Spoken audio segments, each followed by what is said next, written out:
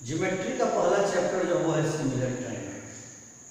देखिए सिमिलर का मीनिंग होता है एज लाइक, यानी कि कहने का मीनिंग हुआ कि एक तरह दिखने वाली चीज आपस में सिमिलर हो। कॉन्ग्रुएंसी और सिमिलरिटी में डिफरेंस है।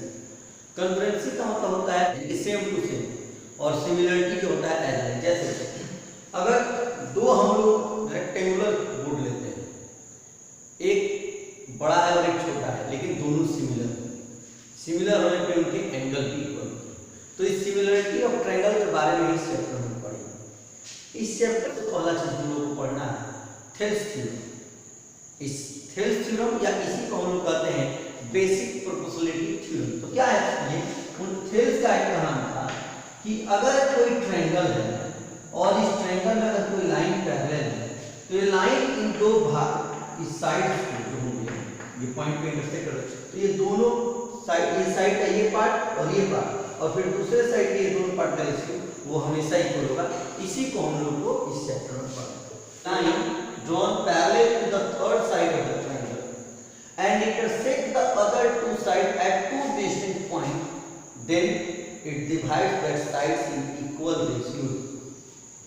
यानी कहने का मीनिंग क्या हुआ कि ये देखिए ये ट्रायंगल है, ये हमारा ट्रायंगल हो गया ABC, और इस ट्रायंगल में ये लाइन जो है, ये DE लाइन जो है वो ड्रॉन है और ये DE line parallel to BC। तो यही इस ट्रायंगल के ये दोनों जो साइड है जिसको डिवाइड करते हैं इक्वल रेशियो करके AD/BD इक्वल टू AE/BC। तो देखिए जो ये दिया गया ऊपर स्टेटमेंट, इस स्टेटमेंट में हमारा गिवन दैट और प्रूफ छुपा हुआ है, क्योंकि किसी भी थ्योरम को प्रूफ करने के लिए हम लोग को चार चीज चाहिए। Given that, to prove, construction, कभी कभी कंस्ट्रक्शन जरूरी होता है, कभी कभी होता है, और लास्ट में प्रूफ। तो दो चीज हमारे इस क्वेश्चन में दिए हैं जो हमको ऊपर स्टेटमेंट दिया है क्या? A line drawn parallel to the third side, यानी कि पहला एक ट्रायंगल है, ट्रायंगल में एक लाइन ड्रॉन है जो कि थर्ड साइड के पैरेलल है। तो पहले हम लोग लिखेंगे गिवन दैट। हम लोग इस कंडीशन के लिए फिगर बना लिया, तो गिवन क्या फिगर बना? ट्रायंगल। तो given that in triangle ABC DE is parallel to BC, ये हमारा गिवन। अब आगे कह रहा है is intersect these lines, this given other two lines at two distinct points, तो दो distinct point पर कट गया है, then the ratio of the sides are equal, ratio of the sides of the equal जो है that means हमारा to proof दिया है क्या? ratio of sides of the triangle are equal to the ratio of side क्या है? AD by BD equal to होगा AE by BC।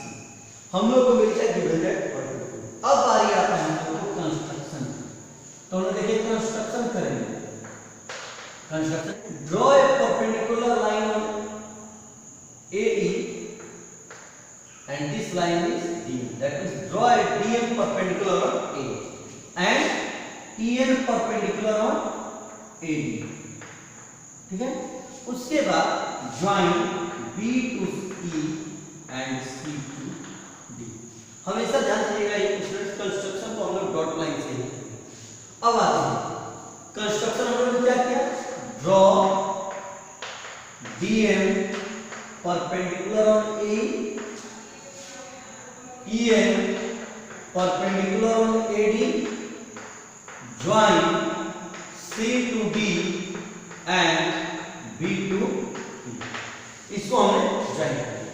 अब बारी आता है हमारा प्रूफ का। तो हम प्रूफ पे आते हैं। देखिए जब परपेंडिकुलर है तो पक्का हम लोग को एरिया निकालना पड़ेगा और रेशियो में डिवाइड करने के लिए थे कॉलम इधर से area of triangle ADE divided area इधर का ट्रायंगल हो लेते हैं, एरिया ऑफ ट्रायंगल BDE ये होता है 1/2 बेस AD। अगर बेस हमारा AD है तो जो परपेंडिकुलर लाइन होता है उसी को हम एल्टीट्यूड मानते हैं, क्योंकि ट्रायंगल का एरिया होता है 1/2 बेस इनटू एल्टीट्यूड। तो बेस हो गया AD, एल्टीट्यूड क्या है EN, इसमें आता है तो 1/2, इसका बेस क्या होगा BD। अब आता है एल्टीट्यूड का, तो देखिए अगर किसी भी अपने आप कमरे को ले लीजिए और कमरा सेम बेस पे है, आपके रूम सेम बेस पे और फ्लोर भी आपका इक्वल है, तो पक्का है कि जिधर एक वॉल का जितना हाइट होगा उसका अपोजिट वॉल का हाइट कितना है। दैट मींस हमें होगा कि अगर इस ट्रायंगल में AD का परपेंडिकुलर EN है तो BD का भी परपेंडिकुलर EN ही होगा। इस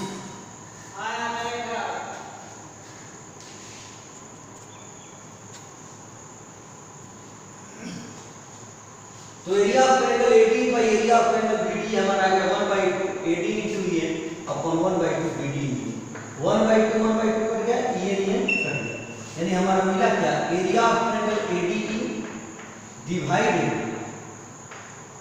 area of triangle BDE equal to AD by BD।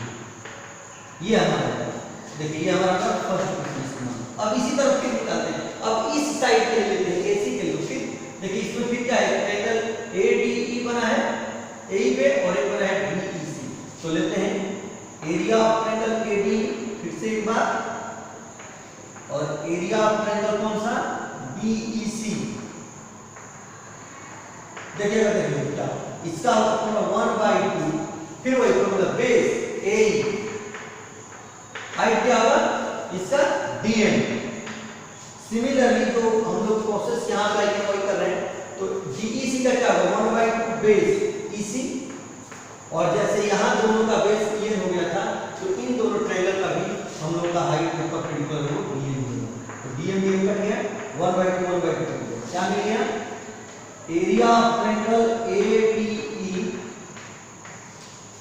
Divided area of triangle BEC क्या है AE बाय EC। देखिए अब देखा जाए, हम लोग को लाना है AD by BD equal to AE by EC, that means इन दोनों को हम लोग को इक्वल करना, तो इक्वल अगर RHS को इक्वल करना तो फर्स्ट हमारा कंडीशन बनता है कि LHS इक्वल। देखिए इसके पहले इक्वेशन के LHS में AD area triangle by BD है, यहां भी AD by area of triangle, तो AD तो सेम है, हम लोग को क्या देखना है BD और DEC को इक्वल करना।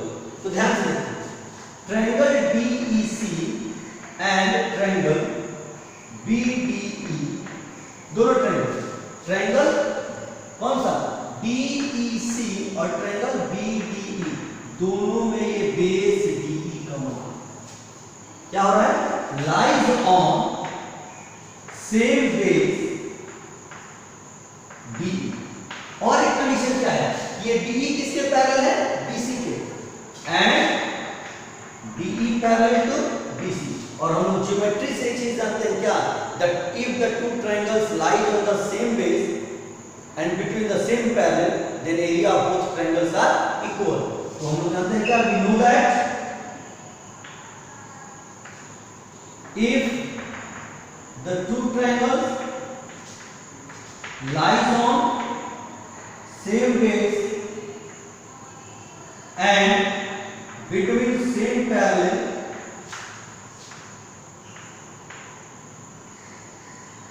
then its area is same। यानी कहने का मतलब क्या हुआ, एरिया ऑफ ट्रायंगल DEC ये और एरिया ऑफ ट्रायंगल BDE दोनों हमारा इक्वल है। तो अब बताइए जब दोनों इक्वल है तो हम लोग DEC की जगह क्या लिख सकते हैं, BDE लिख सकते हैं, तो ये हो गया area of triangle ADE divided DEC की जगह लिखते हैं area of triangle BDE equal to आ गया AE बाय EC। ये हो गया हमारा दूसरा इक्वेशन। अब दोनों इक्वेशन को देखिए, फर्स्ट इक्वेशन हो गया और ये सेकंड इक्वेशन, इन दोनों इक्वेशन को हम लोग देखें तो हमारे दोनों इक्वेशन क्या LHS इक्वल है, तो लिख देंगे यहां पे फ्रॉम इक्वेशन 1 एंड 2 जब LHS इक्वल है तो RHS भी इक्वल होगा, यानी AD by BD equal to होगा AE बाय EC। इस तरह से हम लोग थेल्स थ्योरम का जो हमारा प्रूफ करना था कि अगर किसी ट्रायंगल में एक साइड पे हम लोग पैरेलल कोई बेस ड्रॉ करते हैं, पैरेलल बेस की कोई लाइन ड्रॉ करते हैं और वो ट्रायंगल के दो साइड पर टू डिस्टिंक्ट पॉइंट पे इंटरसेक्ट करता है, तो वो जो डिवाइड करेगा साइड का रेशियो वो इक्वल होंगे। उसके लिए क्या किया, सबसे पहले गिवन दैट, फिर टू प्रूव लिखे, फिर कंस्ट्रक्शन, और फिर हमने एरिया का फॉर्मूला लगाया, रेशियो लाया, फिर दूसरे साइड के बेस को मान के फिर एरिया का फॉर्मूला लाया, रेशियो लाया, और देखें कि ये दो जो ट्रायंगल है BDE और DEC हमारे दोनों सेम बेस और between the same parallel lies करें तो उनका एरिया इक्वल होगा, इसलिए हमने DEC की जगह पे BDE रखा। अब इसको मान लें इक्वेशन 2 और दोनों इक्वेशन से हमारे LHS इक्वल होगा, RHS इक्वल होगा, और इस तरह हमने RHS इक्वल करके दोनों ही कंडीशन को इक्वल कर दिया और हमारा जो थेल्स थ्योरम का जो कंडीशन हमने उसको प्रूफ कर दिया। अब हम लोग देखते हैं नेक्स्ट थ्योरम जो है converse of DT, that means converse of Thales, converse of basic proportionality. ये थ्योरम कहता है क्या है, क्वेश्चन में लिखा गया ऊपर कि if in a triangle a line divides the sides of a triangle in two equal ratio then this line is parallel to the third side। ये कहने का मतलब क्या है कि ये कह रहा है कि एक पॉलिट ट्रायंगल और इस ट्रायंगल में कोई एक लाइन है, इस बेस के ऊपर एक कोई लाइन है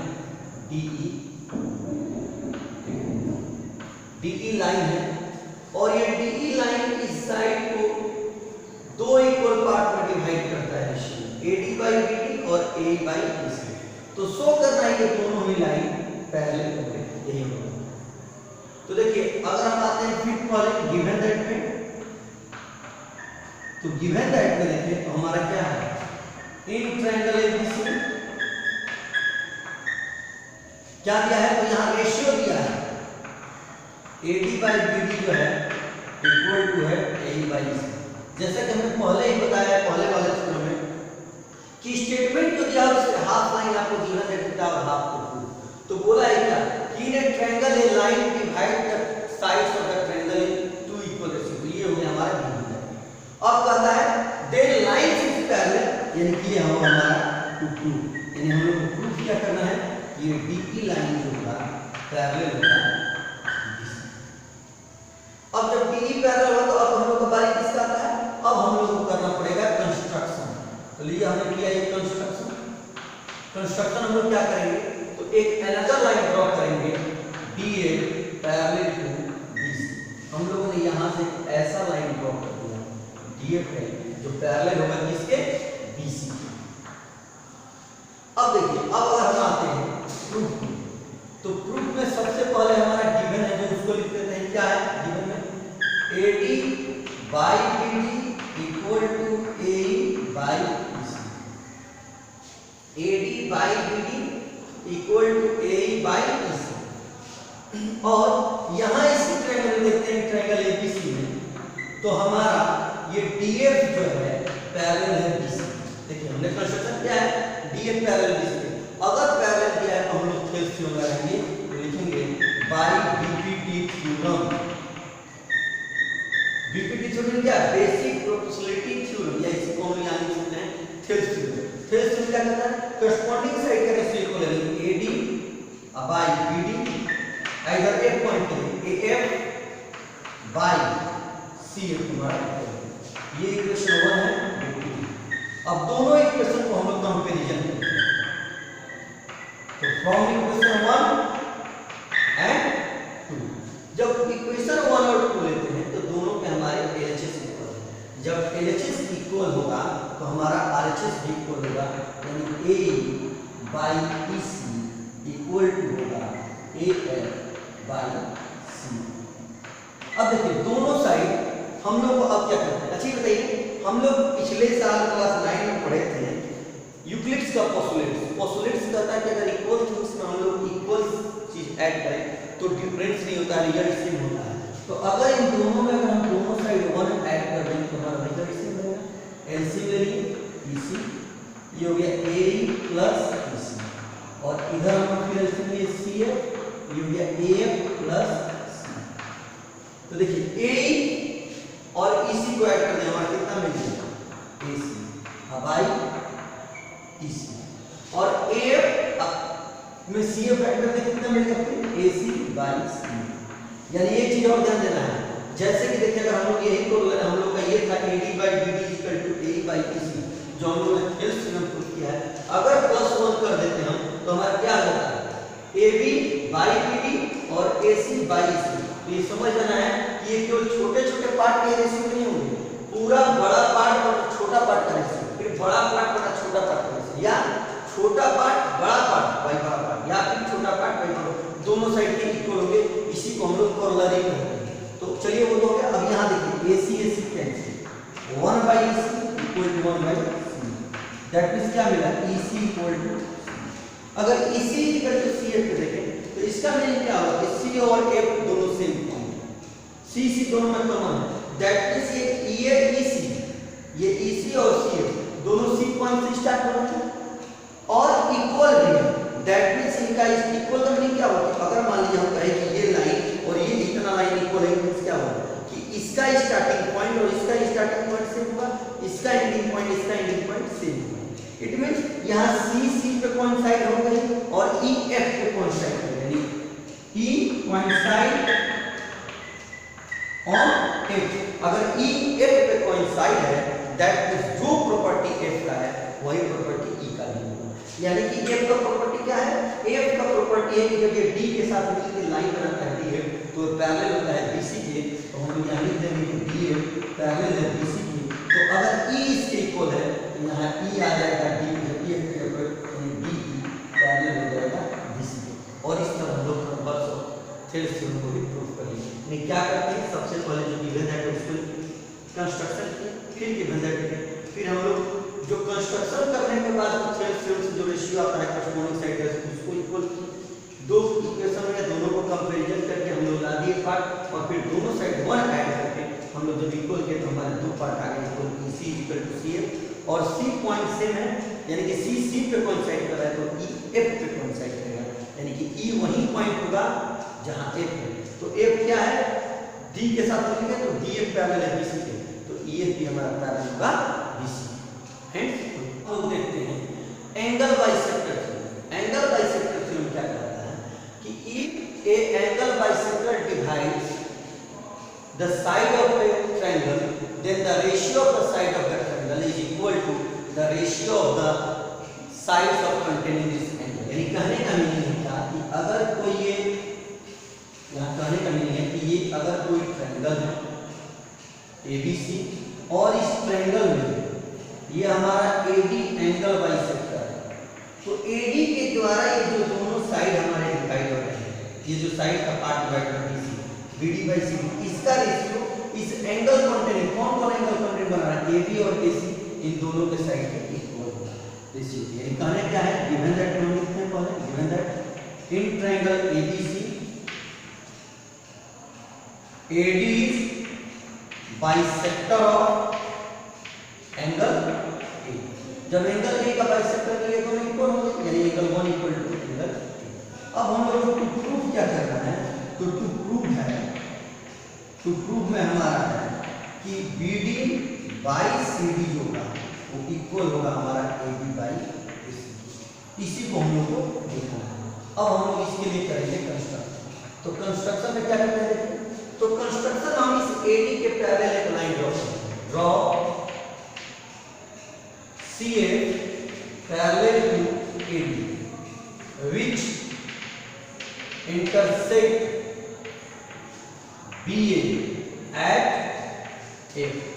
ये का नाम है, ये हमने एक लाइन ड्रॉ किया CF जो इस AB BA के प्रोड्यूसिंग पार्ट के जाके F पे मीट करता है। तो देखिए अब जब मीट करता है तो अब आते हैं ध्यान से देखिए, हमारा पहला क्या है कि ये जो है AD जो है वो पैरेलल है CF। अगर AD CF के पैरेलल है तो हमारा ये 1 angle equal to angle F होगा,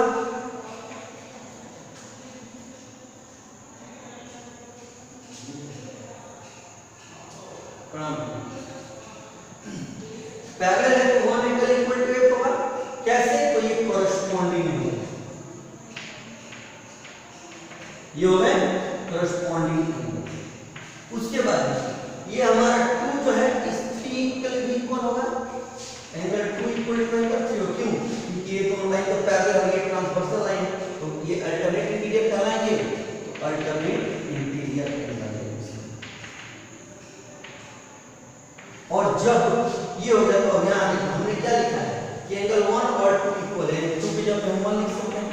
ये 1 इक्वल टू 3 आएगा। और जब 1 इक्वल टू 3 आएगा तो इन दोनों का अगर कंपैरिजन करेंगे इसको और इसको तो हमारा मिलेगा क्या कि 3 इक्वल टू एंगल एफ। जब 3 इक्वल टू एफ हो गया तो 3 और एफ किस ट्रायंगल लाइक है? In triangle AFC। So triangle AFC is an isosceles triangle. क्योंकि हम लोग तो जानते हैं कि अगर किसी भी ट्रायंगल में अगर दो एंगल इक्वल है तो आइसोसेलेस ट्रायंगल है। और आइसोसेलेस ट्रायंगल में चीज और होता है कि जो एंगल इक्वल उसके सामने के साइड इक्वल होंगे, यानी कि 3 के सामने का AF और F के सामने का AC, ये दोनों इक्वल। अब आइए अब हम लोग लेते हैं कि हमारे पास पैरेलल लाइन है और अभी बताएं कि जब भी किसी ट्रायंगल में पैरेलल साइड देगा तो रेशियो की हम लोग को लाना है। तो रेशियो लाने के लिए हम कौन सा थ्योरम यूज करते हैं? BPT, basic proportionality theorem, that is Thales theorem. तो लिखेंगे इन ए ट्रायंगल कौन सा लेंगे? बड़ा BFC, AD जो है वो पैरेलल है FC। So by BPT theorem क्या होगा? कॉरस्पॉन्डिंग साइड का रेशियो इक्वल होता है कौन? AB by AF equal to कौन होगा? BD by CD। अब देखिए हमारा आ गया ये लाइन पैरेलल है, ये अब इस लाइन से ये पैरेलल है तो ये अब बाई ये यानी AB बाय AF और इसके नीचे वाला पार्ट क्या है? BD by CD equal. अब देखिए AF AB हो गया और AF किसके इक्वल है? AC के by AC equal to BD by CD। और हम लोग को यही प्रूफ करना था कि जो लाइन डिवाइड करेगा एंगल बाइसेक्टर साइड को दो पार्ट में, उस पार्ट का रेशियो एंगल कंटेनिंग के दो साइड के रेशियो के इक्वल होता है। एंगल कंटेनिंग AB और AC हो गया और ये इस तरह हमारा ये क्या हो गया? प्रूफ हो गया। तो एक बार फिर हम लोग रिकैप कर लेते हैं कैसे। तो सबसे पहले हम लोग गिवन दैट ये ट्रायंगल है, इसका ये A एंगल का बाइसेक्टर AD है और ये जब बाइसेक्टर ये दोनों एंगल इक्वल है। प्रूफ लिख के जब प्रूफ करना था उसके बाद हमने कंस्ट्रक्शन किया कि इसके इस लाइन के पैरेलल लाइन ड्रॉ की। आज जब पैरेलल ड्रॉ की तो उसके बाद हमारा कॉरस्पॉन्डिंग एंगल इक्वल होगा, इक्वल कर दिए। फिर अल्टरनेट एंगल इक्वल होगा, इक्वल कर फिर दोनों कंपैरिजन पे हमने ला दिया कि 3 और F हमारे दोनों इक्वल है। इक्वल है तो आइसोसेलेस ट्रायंगल और आइसोसेलेस हो गया तो इसके दोनों इस 3 के सामने का साइड AF और F के सामने का AC इक्वल होगा। और फिर इसका क्या ये पैरेलल है। जब पैरेलल लाइन होता है एक ही ट्रायंगल में, एक ट्रायंगल में एक लाइन पैरेलल होती है, इसलिए हम लोग BPT थ्योरम लगाते हैं और BPT थ्योरम कहता है कॉरस्पॉन्डिंग साइड का रेशियो इक्वल होगा। हम लोगों ने AB by AF equal to BD by CD लिया। किस ट्रायंगल में? ट्रायंगल बड़े वाले में BFC और जहां AF था क्योंकि लाइन AF AC के इक्वल हमने पुट कर दिया, रेशियो हमारा इक्वल मिला, उसका हमने थ्योरम को प्रूफ कर दिया। इस तरह हम लोग